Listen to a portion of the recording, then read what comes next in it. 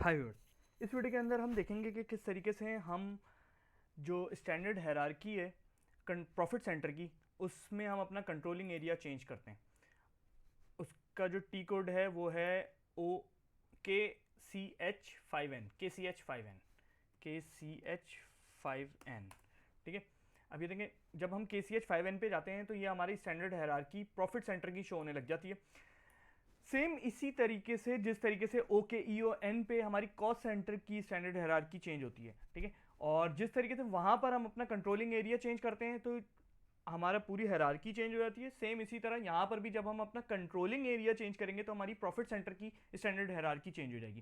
सही है, तो प्रॉफिट सेंटर की स्टैंडर्ड हायरार्की चेंज करने के लिए कंट्रोलिंग एरिया चेंज करने की जरूरत है। अब मैं जब कंट्रोलिंग एरिया पे क्लिक करता हूं, 0001 में अपना कंट्रोलिंग एरिया रख के एंटर करता हूं, तो ये देखें अब मेरे पास एक नया स्टैंडर्ड हायरार्की शो हो रही है जो कि बिलोंग करती है 0001 कंट्रोलिंग एरिया से, और उस स्टैंडर्ड हायरार्की का जो कोड है वो है P0001।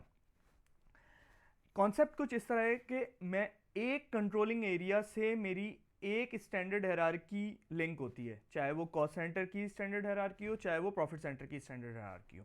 ठीक है, तो अब देखें यहां पर, अब जब मुझे दोबारा चेंज करना होगा स्टैंडर्ड हायरार्की, अब मैं चाहता हूं कि मेरा जो प्रॉफिट सेंटर की हायरार्की है वो 1000 वाली शो हो जाए। ठीक है, तो मैं क्या करूंगा, मैं अपना कंट्रोलिंग एरिया 1000 यहां सेलेक्ट कर लूंगा। ठीक है, ये देखें अब मेरी 1000 कंट्रोलिंग एरिया के ऊपर मेरा 1000 स्टैंडर्ड हायरार्की शो हो रही है। ठीक है, तो उम्मीद आपको वीडियो पसंद आई होगी। थैंक्स।